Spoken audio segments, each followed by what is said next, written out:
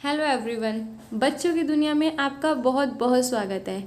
आज हम बात करने जा रहे हैं न्यू एजुकेशन पॉलिसी पार्ट 2 के बारे में। इसका जो पार्ट 1 है वो हम ऑलरेडी डिस्कस कर चुके हैं, जिसका लिंक आपको डिस्क्रिप्शन बॉक्स में मिल जाएगा। प्लीज़ एक बार जाकर उसको भी ज़रूर विज़िट करिएगा। उसमें हमने आपको बताया है कि प्री नर्सरी से लेकर 12th क्लास तक इस न्यू एजुकेशन पॉलिसी का क्या इफ़ेक्ट हुआ है। और आज हम जो बात करेंगे कि क्लास 12th के बाद जो हम ग्रेजुएशन में आते हैं वहाँ से और टीचर्स की लाइफ में इसका क्या असर होने वाला है, इसके बारे में डिस्कस करेंगे हमारे साथ बसंत सर। तो सर, हम आपसे जानना चाहेंगे कि जो ग्रेजुएशन है वो किस तरह से इफ़ेक्टेड हुई है इससे। ओके, हम डिस्कस करते हैं अबाउट द ग्रेजुएशन, क्योंकि यहाँ पे बच्चे काफ़ी एक्साइटेड हैं कि ग्रेजुएशन को न्यू एजुकेशन पॉलिसी में क्या इम्पोर्टेंस दी गई है। यहाँ पे जो पहले ग्रेजुएशन थी 3 या 4 साल का जो था, उसमें अब बहुत सारे चेंजेस कर दिए गए हैं। अगर आप ग्रेजुएशन सपोज किसी के पास 1 साल ग्रेजुएशन करने के बाद उसका इंटरेस्ट नहीं रहता है या कुछ और करने का मन हो गया, सपोज़ उसने बीए की करना चाहा और 1 साल बाद उसका मन हुआ कि बीएससी करनी है, तो उसको बीए का 1 साल का सर्टिफिकेट मिल जाएगा और वो दूसरे ग्रेजुएशन में पार्ट या एडमिशन ले सकेगा। अब यहाँ पे जो अगर 2 साल की पढ़ाई पूरी करके अगर उसने ग्रेजुएशन छोड़ी है तो उसको एक डिप्लोमा प्रोवाइड किया जाएगा यूनिवर्सिटी साइड से। और अगर उसने 3 साल का जो ग्रेजुएशन किया है तो उसको बैचलर डिग्री मिलेगी। यानी कि इस बैचलर डिग्री में आपको पोस्ट ग्रेजुएशन करने को मिल जाएगा, लेकिन पोस्ट ग्रेजुएशन आपको 2 साल का करने को मिलेगा। लेकिन अगर आपने यहाँ पे 4 साल की बैचलर डिग्री पूरी की है विद रिसर्च सर्टिफिकेट, आपको यहाँ पे डिग्री दी जाएगी। लेकिन यहाँ पे पोस्ट ग्रेजुएशन अगर आप यहाँ पे एडमिशन लेते हैं तो वो 1 साल के लिए आपको पोस्ट ग्रेजुएशन पूरी हो जाएगी।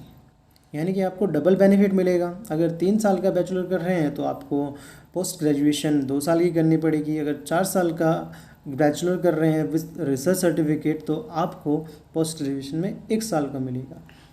और यहाँ पे आपके पास एक ऑप्शन और रहेगा कि अगर 5 साल आप ग्रेजुएशन स्टार्ट करते हैं और पोस्ट ग्रेजुएशन तक, तो आपको ये इंटीग्रेटेड कोर्स का जो ऑप्शन है वो भी आपके पास रहेगा।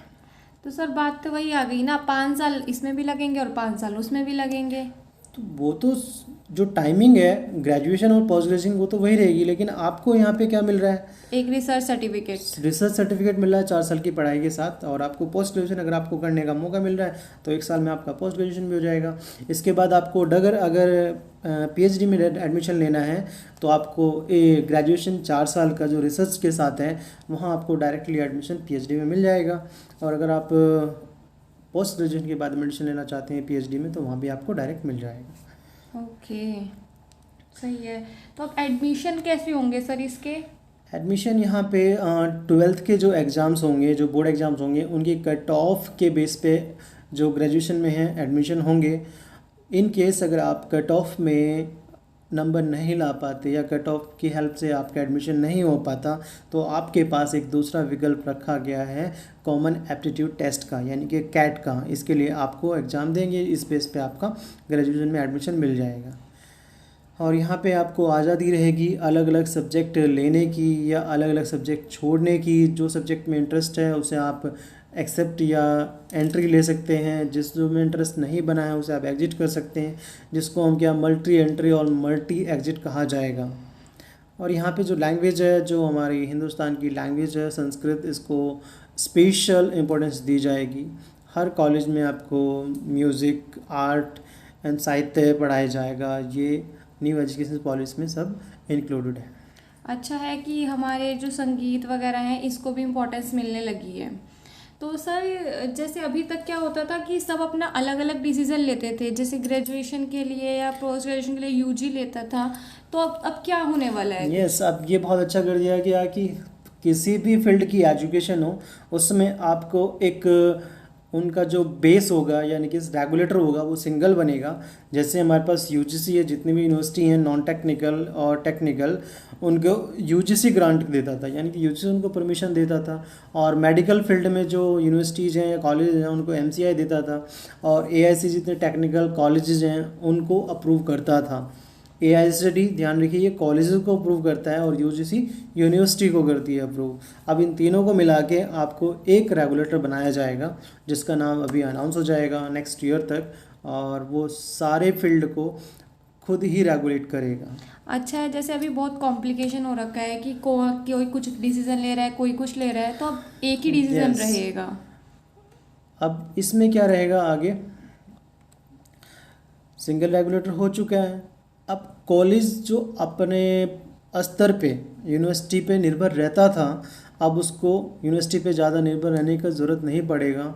सपोज को सेमेस्टर वगैरह एग्ज़ाम है वो खुद ही करा सकता है, यूनिवर्सिटी पे बेस नहीं रहेगा। और जो जितनी भी यूनिवर्सिटीज़ हैं, जैसे DU है, दिल्ली यूनिवर्सिटी है, CCS है, या डॉक्टर भीमराव अम्बेडकर यूनिवर्सिटी है, या शिवाजी महाराज यूनिवर्सिटीज़ हैं, इनके सब के स्टैंडर्ड एक जैसे होंगे। ये बहुत अच्छा करा, वरना पता है क्या होता था कि ये DU वाले ना ये समझते थे कि हम ही सबसे अच्छे हैं, बाकी तो किसी को कुछ समझते ही नहीं थे। यस। तो अब क्या है कि अब ये सब यूनिवर्सिटी को इक्वल इम्पोर्टेंस मिलने वाली है। बहुत अच्छा इसमें एक डिसीजन चीज़ है। और इंक्लूड गई है कि जो नेशनल रिसर्च फाउंडेशन है वो सभी कॉलेजेस को फंड दे सकेगी। वो किसी पर्टिकुलर बंदे को या पर्टिकुलर यूनिवर्सिटी को फंड नहीं देगी, वो सभी के रिसर्च में फंड करेगी, क्योंकि ये रिसर्च की ही फाउंडेशन है। मैं यही सोच रही थी अभी कि ये जो रिसर्च है उसको फंड कौन करेगा, इतनी सब रिसर्च होंगी तो अच्छा है इन्होंने ये भी डिसाइड कर रखा है।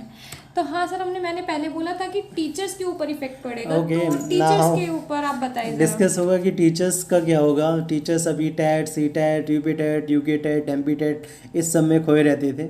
अब यहाँ पे सबको मिला के जो लेवल है, अभी 2 ही टैट होते थे, टैट और CTET, या प्राइमरी लेवल का अदर और जूनियर लेवल का अलग टैट होता था। अब क्या है, इन सबको हटा दिया जाएगा और जो ये 4 लेवल हैं 5+3+3 4 पर हर लेवल का एक अलग टैट होगा। यानी कि एक तो स्टेट का टेट होगा और एक सेंट्रल लेवल का टेट होगा, CTET। यानी कि शुरू के 5 ईयर का जो स्टेज है उसके लिए टेट और CTET अलग होगा, नेक्स्ट ईयर के लिए टेट और CTET अलग होगा, और उसके भी नेक्स्ट ईयर के लिए टेट और CTET अलग होगा। और जो 9 से 12 तक का जो 4th लेवल है उसमें भी टेट और CTET अलग से होगा। यानी कि टीचर्स को 4 टेट देने होंगे, और अपने जिसमें भी वो अप्लाई करेगा फिर उसके अकॉर्डिंग वो अप्लाई कर सकता है जिसमें उसका टेट क्वालिफाई हो। और इसमें जो टीचर्स के सुधार या टीचर्स को भी शिक्षा में सुधार के लिए उन्होंने एक फॉर्म बनाई है, फाउंडेशन तैयार की है, NCFT, जिसको हम कहेंगे national curriculum framework for teachers education. और यहाँ पे बीएड को भी कई कैटेगरी में बांटा गया है। बीएड को 1 साल का भी बनाया गया, ग्रेजुएशन या पोस्ट ग्रेजुएशन के बाद बीएड का 2 साल का बनाया गया, और बीएड 4 साल का इंटीग्रेटेड भी बनाया गया। ये तो फिलहाल अभी भी चल रहे हैं ये प्रोग्राम। तो हाँ, इनको कुछ कंटिन्यू किया गया, कुछ में सुधार लाए गए हैं, और जो टीचर्स के ट्रांसफ़र होंगे वो बहुत कम होंगे ताकि बच्चा को बीच में कोई प्रॉब्लम्स ना हो टीचर्स की वजह से कि चेंजेस हो रहा है और उसको पढ़ाई किसी को समझ में नहीं आ रही है। टीचर्स की स्किल्स और जो टेक्नोलॉजी हैं उन पे स्पेशली एम्फेसाइज किया जाएगा, यानी कि टीचर्स को टेक्नोलॉजी के थ्रू बच्चों को सिखाना होगा। और जो महिलाएं टीचर हैं उनको गवर्नमेंट ने कोशिश करेगी उनके आसपास जो लोकेशन है उनको जॉब दी जाए। अगर किसी मेल पर्सन को गांव में नौकरी मिलती है तो उनको एक क्वार्टर कुछ सरकारी सुविधाएं प्रदान की जाएंगी। ये बहुत अच्छा डिसीजन लिया कि लेडीज़ के बारे में सोचा है, वरना कुछ जगह पर क्या है कि लेडीज़ को भी वही नौकरी दे दी जाती है, चाहे कितना ही पास हो चाहे कितना ही दूर हो, उन्हें बहुत प्रॉब्लम हो जाती है इससे। कुछ अदर डिपार्टमेंट्स तो भी महिलाओं को इम्पोर्टेंस दी गई कि उनको लोकेशन के अकॉर्डिंग जॉब दी जाए। लेकिन अभी बात करते हैं आगे जो टीचर्स हैं उनको और क्या क्या मेहनत करनी पड़ेगी। यानी कि जो टीचर्स हैं और प्रिंसिपल हैं उनको 50 घंटे का सेमिनार अटेंड करना पड़ेगा। Oh my God! यानी कि ये कंटिन्यूअस प्रोफेशनल डेवलपमेंट है जो कि टीचर्स के लिए और स्कूल के पर्टिकुलर स्कूल के प्रिंसिपल के लिए मैंडेटरी होगा। इसके बाद जो जॉब आने का नया फॉर्मूला है वो होगा ये, जो काफ़ी टीचर्स को डिसअपॉइंट करेगा, क्योंकि पहले तो आपको स्टेट और CTET ही निकालना पड़ेगा। उसके बाद पर्टिकुलर स्टेज का एक एग्ज़ाम होगा, यानी कि 5+3+3+4 में से किसी एग्ज़ाम की यानी किसी स्टेज की वैकेंसीज़ निकली हैं तो उसका अलग से एग्ज़ाम होगा। उसके बाद एग्ज़ाम में जो क्लियर कर जाएगा उसका एक डेमो भी होगा कि आप अपना एक आधा घंटा या 1 घंटा लेक्चर पढ़ा के दिखाइए। अगर डेमो भी क्लियर कर लेता है आफ्टर दैट उसका इंटरव्यू भी होगा, और इंटरव्यू क्लियर कर लेता तो उसके बाद वो एक टीचर बनेगा। यानी कि यहाँ टीचर बनने के लिए आपको 4 स्टेज से गुजरना पड़ेगा। ओह माय गॉड, पहले तो यही था कि टैट हो गया, उसके बाद पेपर हो गया और सीधा जॉब लग गई। जाती थी, अब आपको सब कुछ दिखाना पड़ेगा। अब ये तो इन्होंने केवीएस वाला रूल फॉलो कर दिया, केवीएस एनवीएस वाला ही। में चलिए नेक्स्ट बात करते हैं पीएचडी की। जो अभी तक बात हो रही थी कि एमफिल भी होता था पोस्ट ग्रेजुएशन के बाद और आपको पीएचडी करने को मिल जाती थी, अब एमफिल को डिसकंटिन्यू कर दिया गया है और पीएचडी में आपको डायरेक्टली एडमिशन मिल जाएगा, या तो पोस्ट ग्रेजुएशन के बाद या 4 साल के ग्रेजुएट डिग्री विद रिसर्च के बाद आपको पीएचडी में डायरेक्ट एडमिशन मिल सकता है। यानी कि आप डॉक्टर यहाँ से भी बन सकते हैं। ओके, तो ये हमारा पूरा डिस्कशन था। आई होप आपको जितनी भी इंफॉर्मेशन चाहिए थी वो सब आपको यहाँ मिल चुकी है। I hope you like this video और see you in the next video. Please अगर आप मेरे चैनल पर नए हो तो इसको सब्सक्राइब करे बिना बिल्कुल मत जाइएगा। Thank you.